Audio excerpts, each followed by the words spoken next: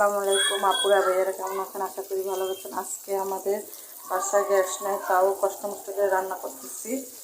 এই যে আমার জালে আসছে রান্না করতে, পাঙ্কাশ মাছ রান্না করবে। তারপর আমি রান্না করতেছি শাক, কলিজা ভুনা করমু, ডাল রান্না করমু, খিচুড়ি। গ্যাস নাই দেখা খিচুড়িটাও রান্না করতে পারে না। ওরা দুই বোনে খেলতেছে, টিভি দেখতেছে। এই যে মোটু পাতলু দেখতেছে, দেখেন এই যে দুই বোন। ওই যে স্বামী এখন আমার অসুস্থ, স্বামীর জ্বর আসছে।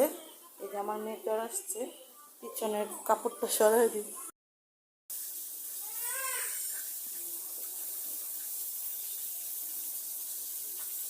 শাক ভাজা দিতেছে, সবটাই গরম করে মাছ ভাজা হলে মাছ বোনা করবে। মাছ কি রান্না করবে? বোনা